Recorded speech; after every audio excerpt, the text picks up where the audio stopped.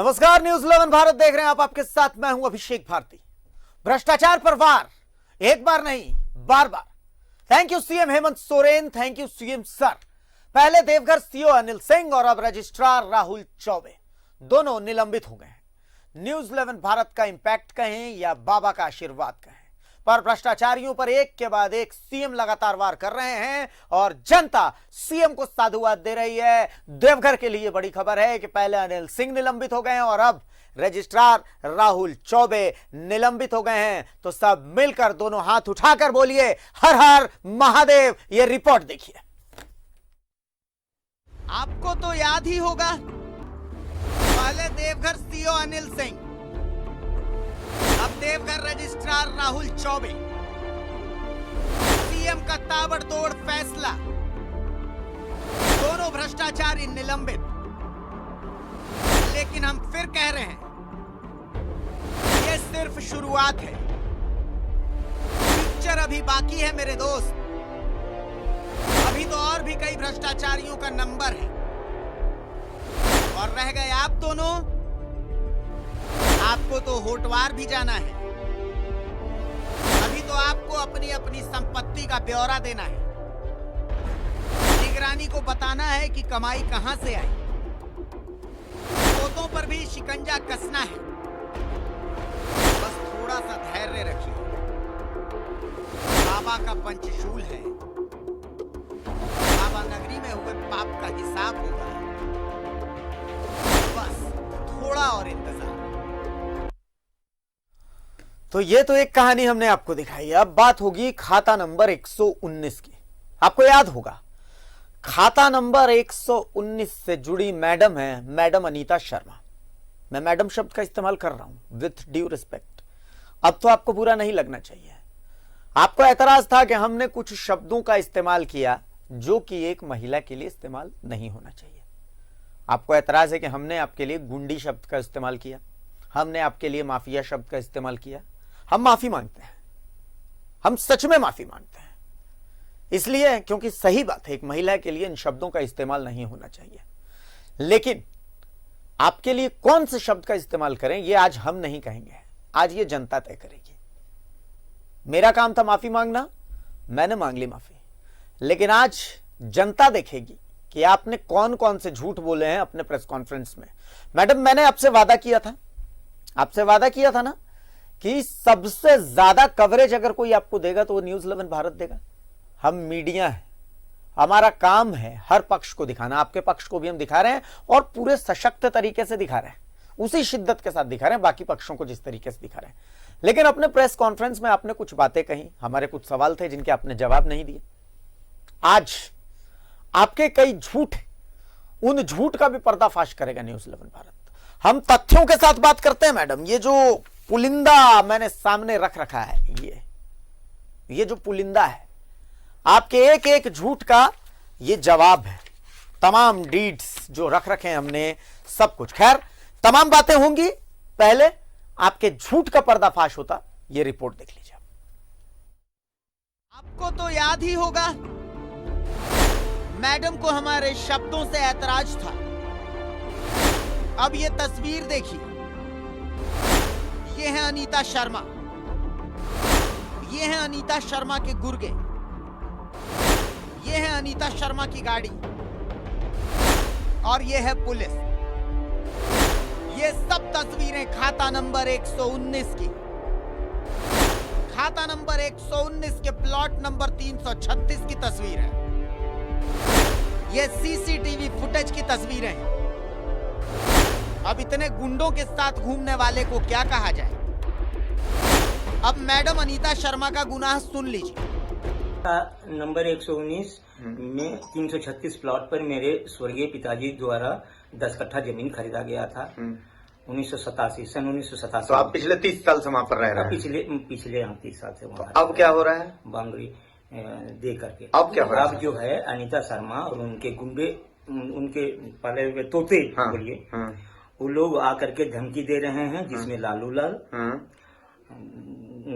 गौतम सिंह, कुणाल सिंह और अच्छा, मुझे जानकारी मिली है, मुझे जानकारी मिली है कि आपको गाड़ी में उठा करके कहीं ले जाया गया था। क्या है पूरा मामला बताइए। बिल्कुल, वो जो है सो लेके गया था मनेर ढाबा और कहा कि उस जमीन को छोड़ दो और नहीं तो 5 लाख रुपया दो। मेरा नाम सुदीप मुखर्जी, मैं प्रदीप मुखर्जी का छोटा भाई हूँ। 30 साल से उस मकान में मैं रह रहा हूँ। 119 नंबर खाता, 336 प्लॉट। 30 साल से रह रहा हूँ। कुछ दिन से बड़ा अच्छा से मैं रह रहा हूँ परिवार के साथ, कोई तरह का दिक्कत। अनीता शर्मा को आप जानते हैं? जी, बहुत अच्छा से मैं जानता हूँ। कैसे? इधर भी कुछ दिन पहले जो है उसके बुर्गे लोग के साथ वो आती थी, रंगदारी का डिमांड किया था कि जमीन छोड़ दो नहीं तो भाग जाओ यहाँ से। ये सवाल सुन लीजिए जो हमने उनसे प्रेस कॉन्फ्रेंस के दौरान पूछा था। तो पहला सवाल जहां से आपने प्रेस कॉन्फ्रेंस की शुरुआत की, अभी भी मेरा सवाल वहीं पर है कि अनीता शर्मा कौन है, क्यों? क्योंकि खाता नंबर 119 पर जब भी जाते हैं, अब तक कम से कम हमने लाइव 20 लोगों को बिठा दिया। रोज लाइव मैं ही बैठता हूं, रोज मैंने ही सवाल किया कि मैडम आप सामने आइए, आप सामने आइए। आपको सिर्फ न्यूज़ 11 से बात करनी थी, अपना पक्ष रखना था और कुछ भी नहीं करना। उस जमीन की रक्षा मुस्टंडों से करवाने की कहां जरूरत पड़ती है? अनीता शर्मा का जवाब भी सुनिए। जो शब्द आपने इस्तेमाल किया एक महिला के लिए, आइंदा जितने भी लोग यहाँ बैठे, हमारे अपने आप लोग जो भी हैं, हमारे भारत संविधान में महिलाओं का सम्मान होता है। एक गुंडी शब्द इस्तेमाल करना बहुत गलत है। अब ये तस्वीर तो बता रही है कि मैडम झूठ बोल रही हैं।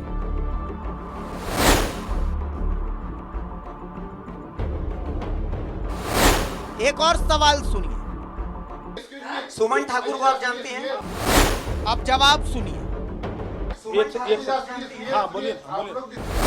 और अब सच सुनिए। सुमन ठाकुर का नाम सुने हैं? जी।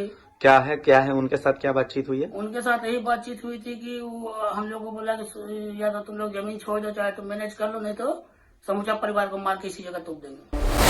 मैडम ने फिर झूठ बोला।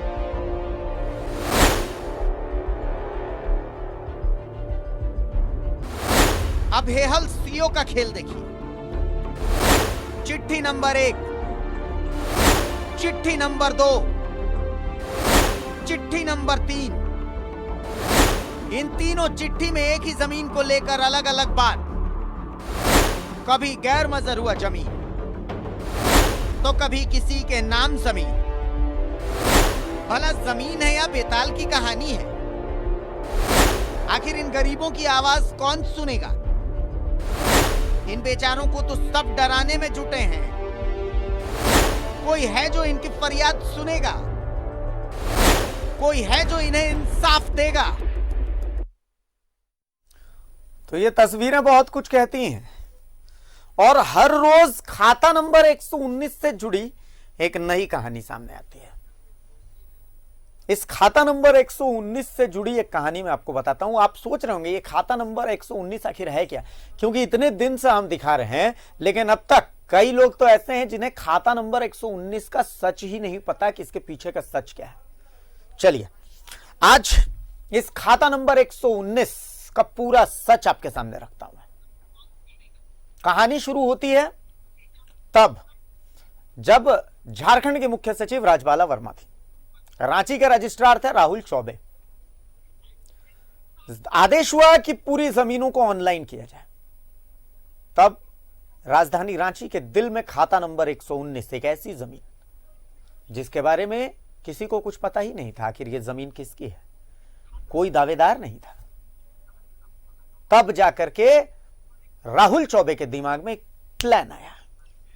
राहुल चौबे ने एक शख्स को खड़ा किया जिसका नाम था अनीता शर्मा। राहुल चौबे अकेले नहीं थे, बहुत सारे सफेद पोश उनके साथ थे, मसलन सुमन ठाकुर, मसलन डॉक्टर राजेश, मसलन और भी कई नाम हैं। यहां तक कि कई आईपीएस ऑफिसर हैं, एक एक करके सबका नाम आएगा। बहरहाल एक नाम सामने आया, अनीता शर्मा। एक डीड सामने आई, 1936 की डीड। कहा गया कि लाल प्रसन्ननाथ सहदेव राजा साहब ने अपनी जमीन देवकी नंदन मिसिर उर्फ देवकी नंदन शर्मा के नाम की। देवकी नंदन शर्मा कौन थे? देवकी नंदन शर्मा उर्फ देवकी नंदन मिश्रा राजा साहब के लिए काम किया करते थे। तो राजा साहब ने, ये कहानी सुना रहा हूं मैं आपको, सुनिएगा, बहुत इंटरेस्टिंग कहानी है। राजा साहब ने अपनी जमीन अपने एक कामगार को बेची, ऐसा कहा गया। लगभग 70 साल तक उस जमीन का कोई दावेदार नहीं था, ना अनीता शर्मा न उनके वंश का कोई एक शख्स ऐसा नहीं था। इस दौरान कई म्यूटेशन हुए, जमीन कई लोगों को बेची गई, पर किसी ने ऑब्जेक्शन नहीं। अचानक 2019 के बाद एक नाम सामने आता है, मैडम अनीता शर्मा। मैडम कहती है जमीन तो मेरी है। कैसे? मैं देवकी नंदन शर्मा की वंशज हूं। मैडम कहती है कि हमने तो सरकार को रेंट पर भी दिया, 30 साल के लिए दिया। अब उस रेंट की भी कहानी मैं आपको समझाता हूं। राजा साहब तो राजा साहब थे, राजा साहब भला कहीं जाएंगे क्या? तो राजा साहब ने अपने कामगार को बोला कि जाओ तुम सरकार के पास और सरकार से इसकी सारी बातें कर लो। इसका उदाहरण इस तरीके से समझिए कि आपके घर में एक नौकर है जो आपके लिए काम करता है, आप तो मालिक हैं, ठंड बहुत पड़ रही है बाहर में, आपने अपने नौकर को कहा कि यार जाके बाजार से दूध लेके आ, सामने वाली दुकान से। आपका नौकर सामने वाली दुकान पे चला गया, पर वो पैसे ले जाना भूल गया। दुकानदार ने बोला उधार तो दूंगा, पर वो उधार किसके नाम पर मिलेगा? आपके नाम पर मिलेगा या नौकर के नाम पर मिलेगा? उधार तो आपके नाम पर मिलेगा। तो दुकानदार ने बोला ठीक है, उधार तो मैं उसके नाम पर दूंगा, पर तू यहां साइन करके जा कि तूने 30 रुपए का दूध मेरे से उधार लिया है। नौकर ने साइन कर दिया, तो वो दूध नौकर का हुआ या फिर मालिक का हुआ? ठीक उसी तरीके से देवकी नंदन शर्मा ने सरकार से साइन किया उस जमीन के लिए। देवकी नंदन शर्मा सिर्फ साइन करने वाले थे। जमीन किसकी थी? प्रसन्ननाथ शाहदेव की। लेकिन कहा गया कि ना, देवकी नंदन शर्मा की जमीन है, और जो 1936 की डीड है उसमें आप सिग्नेचर देखेंगे। जब चौबे जी ध्यान दीजिएगा कि जब उस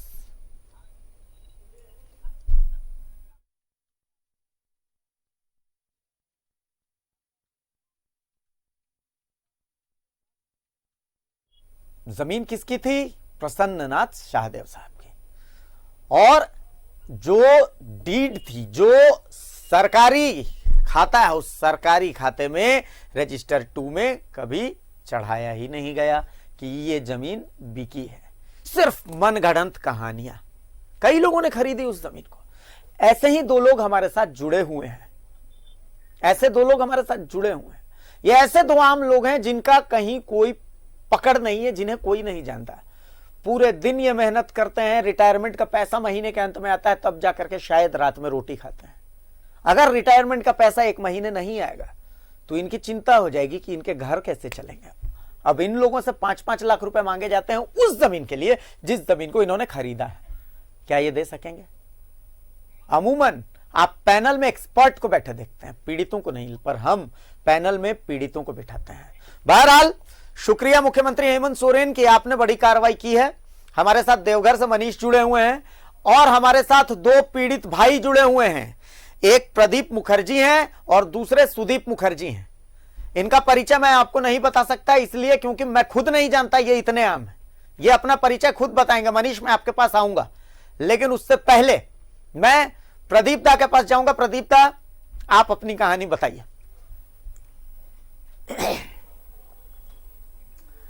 मेरे पूर्व 30 साल से तो आप उस जमीन पर रह रहे हैं, बहुत शांति से रह रहे हैं। अचानक से 2020 में क्या हुआ, मुझे बताइए। अचानक 2020 में ये हुआ कि कुछ लोग दावा करने लगे कि ये जमीन मेरा है। अनीता शर्मा दावा करने लगी? हाँ, है ना? हाँ, अनीता शर्मा। आप डरेंगे, मैं नहीं डरूंगा, आप बोलिए। हाँ, अनीता शर्मा दावा करने लगी उनके गुर्गों द्वारा। अच्छा, उनके गुंडों द्वारा? उनके गुंडों द्वारा दावा किया जाने लगा कि ये जमीन को या तो छोड़ दीजिए या 5 लाख रुपया दीजिए। अब बस 1 मिनट दादा, रोक रहा हूं मैं। एक महिला है जिनके गुंडे एक खरीदी हुई जमीन पर जाके कहते हैं कि आपके पास 3 ऑप्शन है, या तो जमीन बेच दीजिए या फिर आधे पैसे ले लीजिए। हाँ। उस महिला को आप अबला कहेंगे? कहिए, ये आपका क्षेत्राधिकार है। महिला मैडम अनीता शर्मा, मेरे शब्द क्या गलत थे? खैर दादा, आप अपनी बात बताइए। इसके बाद वे जो है तरह तरह के हथकंडे अपना करके वो जो है वहाँ पर हम परिवार के साथ रहते हैं, लगभग 30 वर्षों से शांतिपूर्वक ढंग से हम रहे। पिताजी के साथ में पिताजी की मृत्यु हुई, माता जी की मृत्यु हुई, मेरे 2 बच्चे की मृत्यु हुई, मेरी वाइफ की भी मृत्यु हुई उसी घर में। अब जो है हम जो हैं उसी घर में हैं और हम आशा करते हैं कि हमारे भी लाइफ। मुझे तो ये भी पता चला कि आपको तो बाकायदा गाड़ी में बिठा करके किसी ढाबे पर ले जाएगा ना। बिल्कुल वहीं कहा गया था। क्या हुआ? वहीं कहा गया था, मैंने ढाबा में गाड़ी में बैठा करके हमको ले जाया गया और कहा गया कि इस जमीन को छोड़ दीजिए और नहीं तो 5 लाख रुपया दीजिए बतौर। हाँ अच्छा, और धमकी भी मिली थी? हाँ कि ये जमीन छोड़ दीजिए और तरह तरह का धमकी। कभी जो दिया जाता है दिखाए गए? हथियार वगैरह भी दिखाए गए? हाँ हथियार दिखाया गया था। क्या कहा गया था? नहीं तो नहीं दीजिएगा तो अच्छा नहीं। अच्छा, आप क्या करते हैं? आपका घर कैसे चलता है? हम पेंशन होल्डर हैं, यहाँ रांची नगर निगम में कर्मचारी थे, वहां से रिटायर किए हैं। पेंशन मिलता है आपको? पेंशन मिलता। चलिए आपके दूसरे भाई के पास चलता है। दादा, आपका नाम और क्या हुआ है 2020 में? अचानक क्या हुआ मुझे बताइए। हाँ बताइए। 2020 से ऐसे तो मैं सुखी संपन्न वहाँ था, मेरे पिताश्री के बनाया हुआ मकान में बहुत सुख संपन्न से था। 2020 से लेकर 17 से लेकर जो है बराबर परेशान किया गया कि रंगदारी दो नहीं तो जमीन छोड़ दो। कौन? ये अनीता शर्मा, लालू लाल, प्रियेश पाठक, गौतम सिंह, ये सब गुर्गे उनके। अच्छा, फिर? हरेंद्र पांडे, जितेंद्र पांडे, उन लोग को बगलगीर, बुबन शर्मा, ये सब जितने भी इनके गुर्गे हैं, घर में दीवार टप के आ जाना, गाली गलौज करना, मारपीट करने का धमकी, ये सब लगातार हमारे साथ किया जा रहा था। अच्छा। और मेरी एक बेटी है जो ये सब देख के वो जो क्या सोचा कि मेरा पापा और बड़े पापा को मार देगा, ये करने के चलते आपके घर की महिलाओं के साथ भी कुछ हुआ था? हाँ, महिलाओं के साथ भी बहुत भद्दा भद्दा गाली गलौज। घर में गुंडे घुस गए थे? हाँ, घर में घुसे थे। अच्छा। छेड़छाड़ अगर बोला कि दोनों भाई को मार देंगे तो तुम महिलाओं से जब बदतमीजी हुई थी उस समय अनीता शर्मा भी तो वहाँ जमीन पर मौजूद थी? जरूर थी। मैडम, आप खुद को महिला कहती हैं और महिलाओं के साथ ये हुआ है, आपके गुंडों ने किया आपके सामने। मैडम, मैं कुछ नहीं बोलूंगा, जनता तय करेगी। जनता तय करेगी कि आप क्या हैं, जनता तय करेगी। इन दोनों को कोई सुन रहा है? कोई सुन रहा है? अगर कोई सुन रहा है तो ये प्रशासन के पास नहीं जाएंगे, ये इतने डरे हुए हैं। ये प्रशासन के पास नहीं जाएंगे, प्रशासन को इन तक जाना होगा। हालांकि एक बार मुझे यकीन है कि मुख्यमंत्री हेमंत सोरेन आप लोगों की बातों पर संज्ञान लेंगे, और कोई ले न ले। भ्रष्टाचार पर सरकार इंटॉलरेंट है और उसका नतीजा हम आपको दिखा देते हैं। देवघर सीओ के बाद देवघर के रजिस्ट्रार सस्पेंड हो गए हैं। मनीष हमारे साथ जुड़े हुए हैं। मनीष, दूसरी खुशी है देवघर वासियों के लिए। Over to you. निश्चित तौर पर अभिषेक, ये एक बड़ी खुशी है। निश्चित तौर पर देवघर के लोग को काफ़ी बड़ी खुशी है। कल भी एक सौगात झारखंड सरकार से मिली और आज भी एक सौगात ही हम कहेंगे, क्योंकि जो ये मामला है दरअसल ये देवघर नहीं बल्कि देवीपुर अंचल का यह मामला है।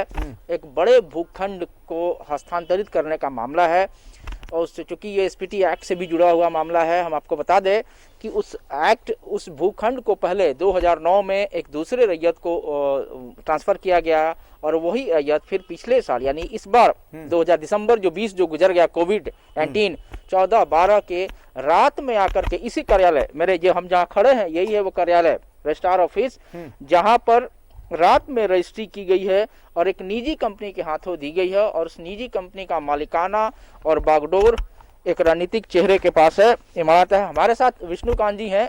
हम समझेंगे कि दरअसल उस पूरे भूखंड के ट्रांसफर में आपने जो सवाल उठाया भी था, आपने ही सरकार और सब जगह लिखा यहाँ में, दरअसल हुआ किन किन स्तर पर क्या क्या गड़बड़ियाँ हुई? देखिए, पूरा मामला ये एसपीटी एक्ट से जुड़ा हुआ मामला है और जो ये देवीपुर अंचल में ये पूरा मामला है, लगभग 31 एकड़ की भूमि, जिस प्रकार से ट्रांसफ़र किया गया और 14 दिसंबर को 2020 को जिस प्रकार से रात्रि 10 बजे कार्यालय खोल के इस भूखंड की रजिस्ट्री की गई, ये पूरी तरह से एसपीटी एक्ट का उल्लंघन है।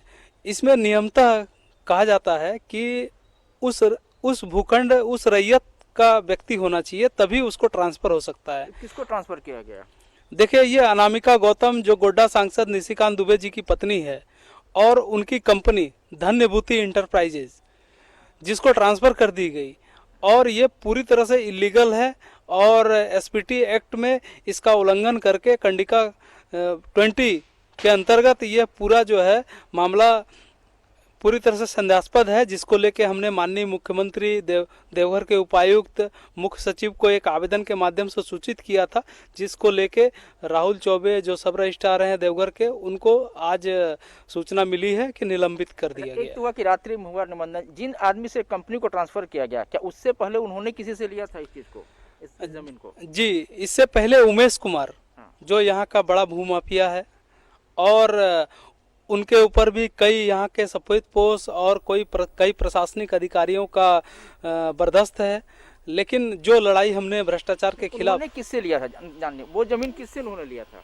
उमेश कुमार जी ने वहाँ के रैयतों से अपने नाम से ट्रांसफर कराई, लेकिन उमेश कुमार भी वहाँ के रैयत नहीं है। हाड़ो कूड़ा मोजा, जिस मोजा को ट्रांसफर किया गया है उस मोजा के वो रहने वाले नहीं है, इसीलिए पहला ट्रांसफर ही गलत है, तो दूसरा ट्रांसफर की सवाल ही नहीं उठता है। इस ट्रांसफर में कितने पैसे का लेन देन, क्या कितनी कीमत लगी थी जमीन की? देखिए, अभी तक जो सूचना है हमारे पास 20 करोड़ का ट्रांसफर हुआ है, कैश ट्रांजैक्शन। सरकार इसको जांच करे और लगभग इस जमीन की आज के समय में कीमत लगभग 100 करोड़ है। कितना जमीन है एकड़? लगभग 31 एकड़ की जमीन है। कई स्तरों पे इसमें लापरवाही हुई है। जी, कई स्तरों पे लापरवाही हुई है, चूंकि जिस समय देवघर में एसडीओ के यहाँ जो इनको बंदोबस्त किया गया है वो पूरा प्रक्रिया ही गड़बड़ है। जुडिशियल में भी ये मामला है पहले से? जी, जुडिशियली में ये मामला पेंडिंग है, लेकिन फिर भी इसको रजिस्ट्री कर दिया गया, जो सब रजिस्ट्रार ने जानबूझ के किया है। अभिषेक, इस पूरे मामले को आप नटसल में ऐसे समझिए कि देवघर देवीपुर अंचल है जहाँ पे एम्स बन रहा है, वहाँ का 30 एकड़ 95 डिसमिल संभवतः यही कुछ आंकड़ा है। उस जमीन को पहले 2009 में एक उमेश कुमार नाम के, जो कि जसीडी वहाँ नहीं जसीडी धर्मपुरा के रहने वाले हैं, उनको रैयत और मूल रैयत कह करके ट्रांसफ़र किया गया। उसके बाद इन्होंने 2009 के बाद इतने दिनों तक वो रहे, उसके बाद इन्होंने 2020 जो ये गुजरा अभी, उसमें 14-12 को इन्होंने एक निजी कंपनी के सेनेटरी जो उसके जो प्रतिनिधि होते हैं उनको उन्होंने ट्रांसफ़र कर दिया, उसकी कीमत भी लगी। आज जो निर्णय लिया गया है, हेमंत सरकार ने साफ कह दिया कि किसी भी स्तर पर किसी भी अधिकारी के ओर से कहीं लापरवाही होगी तो उस पर बख्शा नहीं जाएगा। ये एक पहला संदेश जो कि सरकार ने दी है और ये बहुत बड़ी संदेश है। मुझे लगता है कि इस संदेश के बाद और भी जो अधिकारी हैं, खास करके ज़मीन के मामले में, क्योंकि आप देखिएगा कि ज़मीन का जो मामला जब होता है तो पुलिस भी नाहक बदनाम होती है, क्योंकि अक्सर पुलिस के ऊपर यह आरोप लगता है अभिषेक कि किसी एक पक्ष में उसने काम कर दिया, लेकिन जब गलती हम देखने चलते हैं तो अंचल कार्यालय से या फिर निबंधन से वहां से गलतियां होती हैं और आरोप पुलिस पे लगता है। अभिषेक, बिल्कुल, और ये एक बहुत बड़ी जीत है भ्रष्टाचार पर। बहुत शुक्रिया मुख्यमंत्री जी, लेकिन ये जीत अभी अधूरी है। भ्रष्टाचारियों का जाना होटवार बहुत जरूरी है, और साथ ही जो दो चेहरे और आप देख रहे हैं, ये बेचारे, ये वो हैं जिनकी कोई नहीं सुनता। मुख्यमंत्री जी, अगर आप भी नहीं सुनेंगे तो शायद फिर ये ऐसे चेहरे हो जाएंगे जिनका कोई नहीं होगा झारखंड में। ये बहुत उम्मीद लेकर के आए हैं, इन्हें लगता है कि आपकी आवाज सुनेंगे, आप इनकी आवाज सुनेंगे। ये सबसे बड़ी बात है कि आपने एक जमीन की रजिस्ट्री को लेकर के इतना बड़ा फैसला लिया है। यहां भी कुछ ऐसा ही है, मामला न्यायालय के अगर अधीन है तो भाई सीधी सी बात है कि बड़ी बात है कि यहां भी तो कार्रवाई होनी चाहिए। और एक बड़ी खबर की ओर रुख डाल लेते हैं, जमीन के खेल को हम देखेंगे ब्रेक के बाद। एक बार फिर स्वागत है आपका, और अब की बार होटवार, इससे कम कुछ भी मंजूर नहीं है। हमें पता है सरकार भ्रष्टाचार को लेकर के इंटॉलरेंट है। हम एक बार फिर से उन दोनों पीड़ितों के पास आते हैं, एक सुदीप और दूसरे प्रदीप जी, दोनों से हम समझेंगे। सुदीप जी, सीधी सी बात है, आपने सब कुछ अपनी आंखों से देखा है, जो भी हुआ है सब कुछ आपकी आंखों के सामने हुआ है। बड़ा आतंक मचाया गया, बहुत आतंक। कोई बात नहीं, आप फोन साइलेंट कर लीजिए, कोई बात नहीं है। सवाल यह उठता है, एक नाम ले रहा हूं, क्या उस नाम से आपका परिचय है? कभी आपने वो नाम सुना है? सुमन ठाकुर, क्या इस नाम को सुना है आपने? कौन है? आपसे कभी मतलब पता चला कुछ? क्या आप कुछ बता रहे थे, धमकी वमकी कुछ मिली है आपको? हाँ, क्या था? तो सुमन ठाकुर ही के सब गुर्गे जो है वो हमको धमकी देते रहते थे। क्या कह रहे थे? कोई बात नहीं, साइलेंट कर लीजिए, आप फोन को साइलेंट कर लीजिए। कोई दादा आप बताइए, आप सुमन ठाकुर को जानते हैं? आपकी तो बात हुई थी फोन पर। हाँ, क्या बोले थे वो? उसी के उन्हीं के कहने पर हमको मनी ढाबा, हाँ, मनी ढाबा लेके गया था। हाँ, मतलब ले जाया गया तो और वहीं पर डिमांड किया गया, वहीं पर आपसे बोला गया कि 5 लाख कि 5 लाख रुपया दो, तो आप तो और नहीं नहीं तो सकते घर 5 लाख छोड़ो। रुपया। कितने दिन आप कमाएंगे तब जाकर के 5 लाख रुपए आपके पास आएंगे? 5 लाख रुपया। चलिए, सरकार भी आपको सुन रही है, सब लोग सुन रहे हैं, आज उनसे आप कुछ कहना चाहेंगे? बोलिए दादा, बोलिए, एकदम निश्चिंत होकर बोलिए, निडर होकर बोलिए, आपका कोई कुछ नहीं बिगाड़ तो हमको पेंशन मिलता है, उसको हमारा महीना भर चलना मुश्किल है, बच्चों को पढ़ाना लिखाना। बच्चा का तो ऐसा स्थिति हो गया है कि उसका कॉलेज भी छूट गया, यही सब डिप्रेशन में आ गई वो। ये रोज रोज का ये सब लफड़ा, और ये देखा आर्म्स देखा हाथ में गुर्गे लोगों का, तो उसको जो है चिंता बढ़ी तो वो डिप्रेशन में आ गई। यहाँ तक किया वो छत से जो है सुसाइड करने की हाँ, एटीट्यूड उसका बना कि मेरा पापा को मार दिया। हाँ, मामा घर गई थी हाँ, शादी में, हाँ, तो उस सोची दिमाग में छत पर कि मेरा पापा को भी मार दिया, अब उसे कांटेक्ट नहीं हो रहा है, मेरा बहन को भी मार दिया, मेरा मम्मी को भी मार दिया, मेरे बड़े अंकल को भी मार दिया, तो अब मेरी जिंदगी बच करके क्या फायदा। कितनी बड़ी है वो BA पार्ट 2 में है, बच्ची 18 साल। तो वो उसका हालत, उसका फोटो भी हमने दिया है। हाँ, उसकी तो पढ़ाई छूट गई, हाँ, और अभी छोटी बच्ची तो पढ़ रही है, लेकिन वो जब उस दिन जो घटना देखा अपने आंखों से, कभी तो अस्त्र शस्त्र देखी नहीं थी, वो 4 दिन तक बोले ही नहीं, 4 दिन स्तब्ध थी छोटी बहन जो यहीं थी। आप किसके किसके पास गए हैं अपनी फरियाद लेकर के? हम गए हैं सबके पास, हम गए हैं अपने CO से लेकर के DC SP, यहाँ तक क्या मुख्यमंत्री।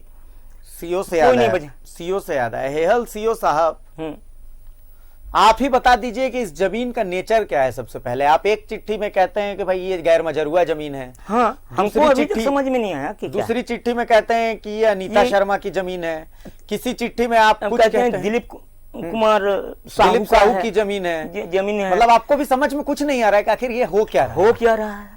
मजाक बना के छोड़ दिया है। जबकि मेरे पिताजी 1987 में जो है, किससे खरीदी थी उन्होंने जमीन? सरदार करतार सिंह से खरीदी। सरदार करतार सिंह से। पिताजी क्या करते थे आपके? पिताजी वो, मतलब मुझे लगता है 30 साल तो बहुत आराम से कर्मी ही थे पिताजी। 30 साल तो आप आराम से रहे, 30 साल रसीद वसीद सब कटवा, यानी कि मतलब 1985 के जो CO थे वो बेवकूफ थे, उनको कुछ नहीं पता था, उन्होंने तो बिना सवाल के आराम से रसीद वसीद कटवा दी। इंटेलिजेंट CO अचानक से 2019 में आए हैं, 2020 में अभी जो मौजूदा CO है, 2021 के जो मौजूदा CO है, यही इंटेलिजेंट है, बाकी सब बेवकूफ हैं, सब बेवकूफ थे। अचानक से अनीता शर्मा मैडम इंटेलिजेंट है, 30 साल बाद अचानक से आती बोलती है मेरी जमीन है। उससे पहले कौन कहां था इस जमीन का कोई नाम लेवा नहीं, कुछ नहीं, एकदम शांतिपूर्वक ढंग से। अचानक से इनको याद आया, हनुमान हो गई थी, ये याददाश्त चली गई थी, अचानक से किसी ने याद दिला रहे आपके पास तो शक्ति है, आप तो उड़ के लंका जा सकती हैं। मैडम आ गई कि ये जमीन मेरी है। मजाक बना के रखा है आपने, मजाक है। शब्दों पर ऐतराज करती हैं आप, आपके लिए किन शब्दों का प्रयोग करूं? आप खड़ा होकर के और उसके बाद घर की महिलाओं से बदतमीजी करवाती हैं। आप कहलाती हैं कि इसी गड्ढे में सबको डलवा दूंगी, और उसके बाद आप कहती हैं कि आपके लिए इन शब्दों का प्रयोग ना करूं। तो आप बताइए मैडम कि आपके लिए कौन से शब्दों का प्रयोग करूं? और मैं तो आपसे हाथ जोड़ जोड़ के निवेदन कर रहा हूं कि अपनी लीगल टीम के साथ आइए, हम सामने बैठ करके बातचीत करेंगे, लाइव बातचीत होगी। आखिर आपको ऐतराज क्या है? जमीन अगर आपकी है तो मीडिएशन में भी गया था।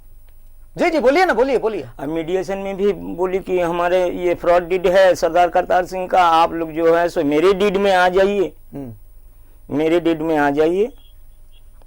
मतलब आपकी जमीन के लिए आप ही पैसा दीजिए और उसके बाद फिर उस जमीन पर रहिए। हाँ, यही ना। और आज का दिन का रेट का में के हिसाब से पैसा दीजिए। अच्छा दादा, आपको डर लग रहा है? नहीं, डर काहे के लिए रहेंगे सर? कुछ खोने के लिए तो है ही नहीं, इससे ज्यादा और क्या खो सकते हैं? हमको उसी का मतलब गम है कि मेरा बेटी लोग, इसी का बेटी है।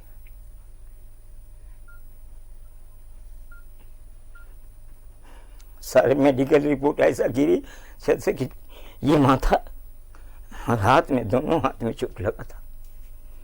माथा में अभी भी आप देख सकते हैं उसको, अभी भी उसका दिमाग जो है डरी हुई है, आतंकित है।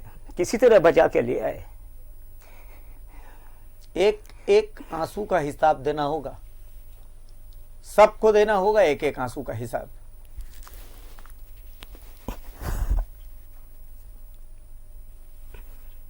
एक एक आंसू का हिसाब देना होगा। आप देख लीजिए, ये बनावटी आंसू नहीं है।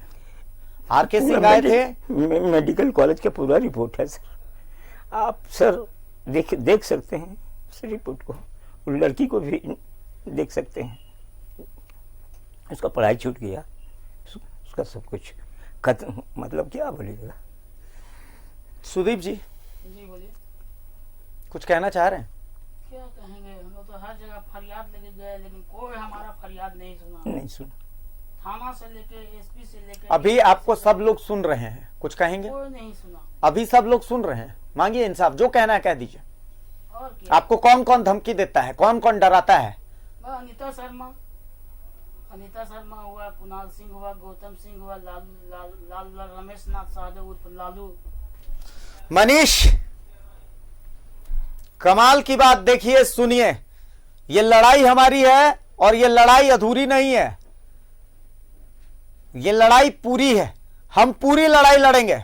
एक बार हम मनीष का रुख कर रहे हैं। देखिए, एक जीत का पहली जो किस्त है वो तो हमें मिल चुकी है, लेकिन अभी इस लड़ाई को हमें जारी रखना है। आप देखिए, लोगों को हम सुन रहे हैं।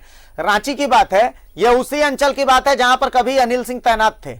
यह उसी जगह की बात है जहां पर कभी राहुल चौबे तैनात थे। और यह जो खाता नंबर 119 का खेल है, इस खेल के भी सूत्रधार राहुल चौबे हैं। मैं यहां बैठ करके यह बात कह रहा हूं। सुमन ठाकुर, डॉक्टर राजेश, अनीता शर्मा सब मोहरे हैं, पर इस खेल के सूत्रधार राहुल चौबे हैं। यह खेल तभी शुरू हुआ जब रांची के रजिस्ट्रार राहुल चौबे थे। मनीष, क्या कार्रवाई और ज्यादा सख्त नहीं होनी चाहिए? क्या इन लोगों को इंसाफ नहीं मिलना चाहिए? निश्चित अभिषेक, जो शुरुआत अब जिसकी हो गई है, जो मुहिम न्यूज़ 11 भारत ने जो शुरू की थी, उसका एक मकाम हम पार कर चुके हैं। इन दोनों का निलंबन हो गया और निश्चित तौर पर इसके बाद और भी आगे कार्रवाई होगी और जितने लोग अधिकारियों के साथ जुड़े हुए इन सबका हिसाब किताब होगा। और यही नहीं, क्योंकि जिस तरीके से और जिस अंदाज में और जिस लहजे में न्यूज़ 11 भारत ने इसे मुहिम छेड़ा, लोगों ने भी साथ दिया। बाबा नगरी के लोगों ने भी आगे बढ़ करके अपनी व्यथा कथा सुनाई। और यहाँ से लेकर के रांची से देवघर कह सकते हैं, तो सभी लोग निश्चित तौर पे हिसाब मिलेगा। कल यहाँ भी लोग मांग रहे थे कि सीओ को हमारे पास दे दीजिए, हम उनके साथ हिसाब कर लेंगे। यानी कि पब्लिक भी अब इतनी तैयार है और इतनी आक्रोशित और कितनी दुखी, तो कह रही है कि कानून हमें दे दे, हम उनसे हिसाब कर लेंगे। तो ये अंदाजा है लोगों की दुख का। और ऐसे निलंबन हुआ, हेमंत सरकार ने निश्चित तौर पर बड़ा संदेश दिया है कि कोई भी अधिकारी होंगे और उनका जो मन में जो भ्रम था, देखिए अभिषेक इस चीज को समझिए, इन अधिकारियों को इस बात का बड़ा भ्रम था कि इनके खिलाफ कुछ भी कार्रवाई नहीं होगी। हम लोग लगातार खबरें दिखा रहे थे, हमें भी उम्मीद हो रही थी कि क्या होगा, लोग भी पूछ रहे थे कि आखिर क्या होगा, आप लगातार न्यूज दिखा रहे हैं। लेकिन हम लोगों ने अपना विश्वास नहीं छोड़ा। आपने कहा कि तब तक छोड़ेंगे, जब तक तोड़ेंगे नहीं, तब तक छोड़ेंगे नहीं। इस पंच लाइन पे हम लोग चलते रहे, आखिरकार मकाम हासिल हुआ। कल भी लोगों ने भी उंगली उठाई थी कि अभी भी सीओ घूम रहे, लेकिन नतीजा वही निकला। तो लोगों का विश्वास और हो गया, सब लोग कह रहे हैं आगे बढ़ रहे। तो विश्वास जो बात थी, सरकार ने जो संदेश देने का काम किया है, ये एक उदाहरण मात्र है, ये एक बिल्कुल छोटा सा एक उदाहरण है, लेकिन इसके पीछे बहुत बड़ा संदेश छिपा हुआ है कि जितने भी सीओ, चाहे अनिल सिंह हो या फिर इसके अलावा झारखंड राज्य के और भी सीओ हो, या फिर रजिस्ट्रार ये हो या फिर और भी हो, जो लोग आम लोगों को रुलाएंगे इस तरीके से, जिस तरीके से हमारे मंच पे आज टीम में वहाँ आकर के जो बैठे हुए हैं वहाँ और जो रो रहे हैं, उनका आंसू एक भी हर कतरा उसका हिसाब लिया जाएगा, ये संदेश दिया है हेमंत सरकार ने। हमारे साथ विष्णुकांत जी हैं, इनसे पूछते क्या कहना चाहेंगे, जिस तरीके से जिस अंदाज में हेमंत सरकार ने जो डिसीजन लिया इन 2 अधिकारियों के खिलाफ में, कितना सही होगा और इसका और क्या परिणाम निकलेंगे? देखिए, इसके लिए मैं माननीय मुख्यमंत्री हेमंत सोरेन जी का बहुत बहुत धन्यवाद देना चाहूँगा, क्योंकि इस तरह के अधिकारी ने जो भ्रष्टाचार का जो बड़ा पैमाना यहाँ स्थापित किया है, बाबा नगरी को जिस प्रकार से अपवित्र करने का काम किया है, उसको हम एक छोटा सा प्रयास करके धोने का काम कर रहे हैं। और अपनी कलम की ताकत से जितना हम इन अधिकारियों के खिलाफ लिख सकते हैं, हमने लिखने का काम किया है। और सरकार ने जिस प्रकार से निर्णय लिया है, आगे इस प्रकार से जो भी भ्रष्टाचारी लोग हैं उनको हमें आशा है कि हेमंत सोरेन जी उन सभी ऐसे अधिकारियों पर कार्रवाई करेंगे, उन सभी ऐसे लोगों पर कार्रवाई करेंगे जो इस जमीन माफिया के माध्यम से लोगों को परेशान करते हैं। जिस प्रकार से लोग रो रहे हैं, बिल्कुल उनके दर्द को देख करके हमें लगता है कि आगे और बड़ी लड़ाई हमको लड़ाई बहुत लंबी है, ये लड़ाई अभी चलती रहेगी, ये लड़ाई बहुत लंबी है, इस लड़ाई को अभी चलना ही होगा। पर मेरा सवाल है उन आदिवासी संगठनों से, खाता नंबर 119 में आदिवासी जमीन भी है और उस पूरे क्षेत्र में आदिवासी जमीन भी है, वहां सरना स्थल भी है। क्या आदिवासियों के नाम पर सिर्फ राजनीति करने के लिए हैं आप लोग? आदिवासियों की जमीन लूटी जा रही है और आप लोग तमाशा देख रहे हैं। आखिर कौन उठाएगा इनकी आवाज? इनकी लड़ाई कौन लड़ेगा? संथाल परगना में एसपीटी एक्ट लागू होता है, पर एसपीटी एक्ट की जमीन को बेच दिया जा रहा है और आप लोग सो रहे हैं। अरे अपनी शक्ति को पहचानिए, आप लोग तो आवाज उठाइए, कम से कम आम आदिवासियों की आवाज तो उठाइए। आप नहीं उठाएंगे तो आप काहे के नेता हैं? किस लिए नेता बने बैठे हैं? शर्म आती है अपने आप को नेता कहने में आपको? जाइए खाता नंबर 119 पर जाकर के एक बार देखिए कि आपकी आदिवासियों की जमीन को किस तरीके से लूटा जा रहा है। और गुंडे, अरे हम झारखंडियों से बड़ा गुंडा कौन है? कौन है हमसे बड़ा गुंडा बताइए? अरे हम तो बिरसा मुंडा के वंशज हैं, तीर धनुष से अंग्रेजों को भगा दिया था। आज भी वो तीर धनुष हमारे घर में है, साज सज्जा की वस्तु है, उसको निकाल लेंगे अगर जरूरत पड़ेगी तो। आदिवासी हैं हम, मूलवासी हैं हम। ये 2 चेहरे हैं, ये 2 चेहरे दिखाइए। ये भी आम लोग हैं, इनका कोई कुछ नहीं कर रहा है, कोई इनकी मदद नहीं कर रहा। इनकी जमीन कोई वापस दिलवाएगा? कोई तो इनकी आवाज उठाएगा। वो तो हमने मुहिम छेड़ दी, इनकी आवाज सामने आ गई। अगर मुहिम नहीं छेड़ते तो ये आवाज दब जाती। कितने दिन जिएंगे प्रदीप और कितने दिन जिएंगे सुदीप? इनकी लड़ाई कौन लड़ेगा? क्या इनकी जमीन ऐसे ही छीन लेगी? अरे कम से कम जांच तो होनी चाहिए। और हेहल सीओ साहब, आपके खेल तो बिल्कुल विधाता की तरह हो गए हैं। हर चिट्ठी में एक नया खेल, हर चिट्ठी में एक नया खेल। कमाल करते हैं आप, कमाल करते हैं आप। सीओ साहब से आप लोगों की मुलाकात है प्रदीप दा? क्या कहते हैं वो? आखिरी बार जब मुलाकात हुई है तो क्या कह रहे थे वो?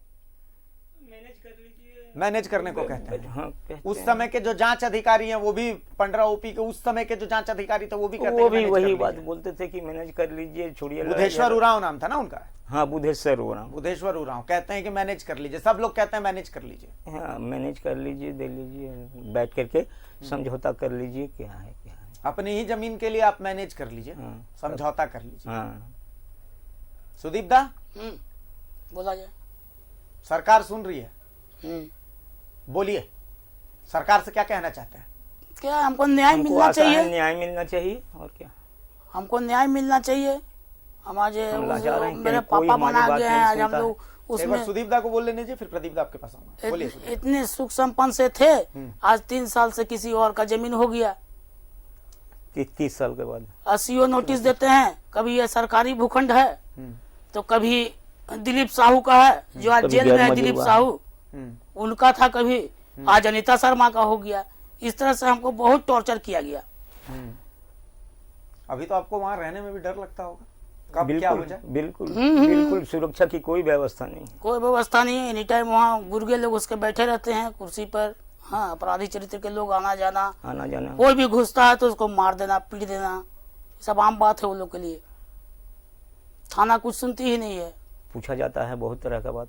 गेट लगा गया है, लंबा गेट लगा दिया गया है। गेट लगा दिया गया है, चारों तरफ चारदीवारी का निर्माण किया गया है। कब तक, एक बात बताइए, अनीता शर्मा जी को हम जैसा कि सुन रहे थे, वो कह रहे थे कि जब धारा 144 वहां लगी हुई थी तब कोई काम नहीं हो रहा था। क्या ये सच है? हमें नहीं, तो नहीं हो रहा था, काम हो रहा था। हमें तो ये जानकारी अभी कुछ दिन पहले तक काम हो रहा था। मैडम काम हो रहा, आज भी काम लगा हुआ था, आज भी काम हो रहा, अंदर अंदर आज भी पत्थर उथर तोड़ा जा रहा था, गेट पर रंग हो रहा था, आज भी काम हो रहा था। काम आए दिन काम होता है। काम किस दिन ऊंची ऊंची दीवार दे दिया गया है, अंदर क्या हो रहा है वो दीवार के सहारे कोई देख नहीं सक रहा है अंदर, लेकिन काम हो रहा है। अच्छा, मैडम कह रही हैं कि हमने उनके बारे में माफिया शब्द का इस्तेमाल किया, गुंडा शब्द का इस्तेमाल किया, एक महिला के लिए गलत है, वो तो बहुत सीधी सादी एक महिला है। क्या बोलेंगे? नहीं, मैं इसका विरोध करता हूँ। हम वो सही लेडीज नहीं है, वो सही नहीं है। वो मैंने दूसरे ढंग का औरत है वो। इंसाफ चाहिए, इंसाफ जरूर चाहिए। मैं इंसाफ का आशा करता हूँ। वही जमीन है आपकी पूरी जिंदगी? बस बस पूरी वही जिंदगी भर का 10 कट्ठा वही है मेरा, और कुछ भी नहीं है। मुझे अब समझ पिताजी नहीं आ रहा कि मैं क्या अब पिताजी थे, मुझे समझ में ही नहीं आ रहा कि मैं क्या बोलूं। शायद सरकार प्रशासन, आप लोग देखिए, आप लोगों को अगर समझ में आ रहा होगा तो आप इन्हें ढाढ़स बंधाइए, आप इन्हें ढाढ़स बंधाइए। आप दोनों कल तो रविवार है, सोमवार को मुख्य सचिव से जाकर के मुलाकात करेंगे। मुख्य सचिव सुखदेव सिंह से जाकर के मुलाकात करेंगे। पता है ना मुख्य सचिव कहां बैठते हैं? नहीं पता है। रांची डीसी कहां बैठते हैं पता है? हाँ। कल परसों आप जाकर के और रांची के डीसी से मुलाकात करेंगे। हमारा रिपोर्टर आपके साथ जाएगा और डीसी साहब आपके इस समस्या पर संज्ञान भी लेंगे। ये कर सकते हैं? जरूर।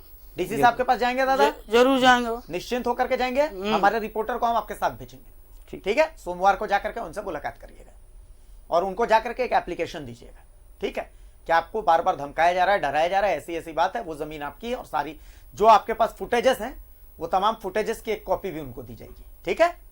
वो तो दिया हुआ है, एक बार फिर से देंगे दादा, और इस बार कैमरे के सामने देंगे ना, ठीक है? चलिए, मुस्कुरा दीजिए। अब आपकी जमीन आपको मिलेगी, निश्चिंत रहिए। मनीष, हमारी लड़ाई किसी एक शख्स से नहीं, हमारी लड़ाई किसी एक आदमी से नहीं है, हमारी लड़ाई इस पूरे सिस्टम से है।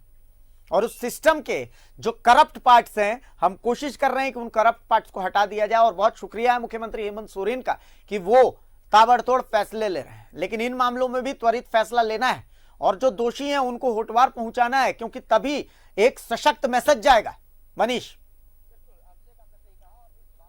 बिल्कुल अभिषेक, आपने सही कहा और इस बात को हम लोग सूरज से शिद्दत के साथ कह रहे हैं, वकालत भी हम इसी बात को कह रहे हैं कि बात सीओ के खिलाफ नहीं है। सवाल है कि जो सिस्टम में गड़बड़ियां हैं वो कैसे दूर होंगी, क्योंकि कार्रवाई तो होना था, अब ये हो गए दोनों अधिकारियों के खिलाफ, लेकिन जिन लोगों की मांग, जिन लोगों की एलपीसी लटका हुआ है, जो काम आगे लटके हुए हैं, वो सब कुछ हो और एक ऐसी सिस्टम बने। मैंने कल भी यहीं से यही बात कहा था कि सरकार से मेरा निवेदन है, मैं अपील करता हूँ कि सरकार इस चीज़ को करे कि रिटायर्ड जज हो, सीनियर वकील हो हाईकोर्ट के, सीनियर और जो लोग, इन लोगों की एक कमेटी बने और जो एलपीसी को लेकर खास करके देवघर में जो है या संथाल प्राणा इस पे एक बार वो बैठ करके एक हो कि क्या इसकी कोई एक ऐसा लचीलापन आए प्रणाली में जो पूरे सिस्टम है, ताकि जो लोग इतने रो रहे हैं, जिन लोगों के साथ सब कुछ हो रहा है, वो दूर हो जाए। ये बहुत बड़ा कदम होगा। अधिकारी आए जाना ये अलग बात है, लेकिन जरूरत इस बात की है कि सिस्टम में मूलचूल परिवर्तन आए, लोगों के लिए हो, अकाउंटेबल टू द पब्लिक हो। ये बहुत जरूरी चीज है। जिस तरीके से कुछ लोग तो हमारे पास आ गए, कुछ लोग हमारे साथ खड़े हो गए, यहाँ अपनी बातों को कहा, लेकिन कई ऐसे लोग हैं जो लगातार फोन करते हैं, वो अलग अलग है, वो चक्कर काट रहे हैं, उनका काम नहीं हो पा रहा है, उनके कई तकलीफें हैं। मुझे लगता है अभिषेक, जरूरत इस बात की है कि एक ऐसा सिस्टम बने ताकि ये पूरी इन सारी समस्याओं का मूल जड़ से ही समाप्ति हो जाए, तब जाकर के एक बड़ी मुकाम हासिल होगी। और सरकार से मुझे उम्मीद है और लोग भी यही कहते हैं कि जल्द से जल्द सरकार इस ओर कुछ ध्यान दे। और एक बात और अभिषेक बता दो कि जिस जमीन के टुकड़े को लेकर के आज अवर निवर्तक जो भी हैं राहुल चौबे, उनका निलंबन हुआ है, उसका राजनीतिक भी प्रभाव पड़ेगा। और अब देखिएगा 2 से 3 दिनों के बाद राजनीतिक भूचाल भी आने वाली है, क्योंकि ये सीधे सीधे गोड्डा संसद क्षेत्र से जुड़ा हुआ मामला है। अभिषेक, बिल्कुल। और बिल्कुल। और एक बार फिर मैं चलता हूं दादा के पास। दादा कुछ कह रहे थे, आपकी कुछ बात बच गई है, उस बात को आप कहना चाहते हैं। एक बार आप हमें बताइए फिर से कि आप क्या कहना चाह रहे हैं।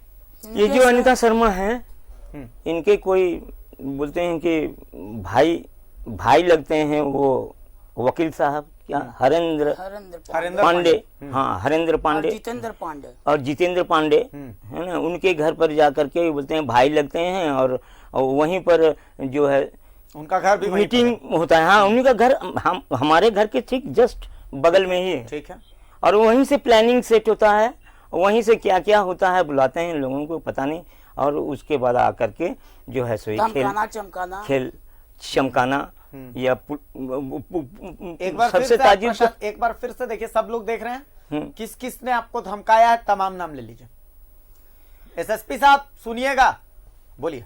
लाल रमेशनाथ शाहदेव, लाल रमेशनाथ शाहदेव, चलिए। इसके बाद बबन शर्मा, जो अनीता शर्मा का भाई है, जो अनीता शर्मा का भाई है। चलिए अगला बबन शर्मा, उसके बाद प्रियेश पाठक, गौतम सिंह, कुणाल सिंह, ठीक है। और ये क्या नाम, प्रकाश झा, ये बोरा क्या, सूरज बोरा, हाँ। और जितेंद्र पांडे, हरेंद्र पांडे का नाम बोला ना। और सुमन ठाकुर, हाँ तो ही गया, तो उनका नाम लिए ही लिए। चलिए सुन लीजिए इसे, प्रशासन, सरकार, सब लोग सुन लीजिए, झारखंड के लोग भी सुन लीजिए कि किस तरीके से गुंडागर्दी होती है। हमने तो पूरी गुंडागर्दी की कहानी बता दी। मैडम के लिए हम इन शब्दों का प्रयोग नहीं करेंगे, मैडम को ऐतराज है, लेकिन किन शब्दों का प्रयोग करना चाहिए ये जनता तय करे। आप जनता हैं, आप जनार्दन हैं, आप ही तय कीजिए। हमने ये जंग का ऐलान कर दिया है और ये जंग तब तक जारी रहेगी जब तक कार्रवाई नहीं होगी, क्योंकि हमारा नारा है कि सच है तो दिखेगा, और जब तक तोड़ेंगे नहीं तब तक छोड़ेंगे नहीं। बहुत शुक्रिया दादा आप दोनों का कि आप लोग हमारे साथ जुड़े। बहुत शुक्रिया मनीष जी आपका, विष्णुकांत झा साहब आपका भी बहुत बहुत शुक्रिया है कि आप हमारे साथ जुड़े हैं। ये लड़ाई जारी रहेगी, ये लड़ाई तब तक जारी रहेगी जब तक कि हम इसी चैनल पर फिर से ब्रेकिंग न चलाएं खाता नंबर 119 से जुड़ी, जिसमें हम लिख के आपको दिखाएं कि जब तक तोड़ेंगे नहीं तब तक छोड़ेंगे नहीं। इस लड़ाई को हम जारी रखेंगे। एक एक सबूत, एक एक गवाह सब लाला कर सामने रखेंगे तब तक जब तक इस पर फैसला नहीं लिया जाता। यह लड़ाई जारी रहेगी। लेकिन फिलहाल मुझे इजाजत दीजिए, नमस्कार।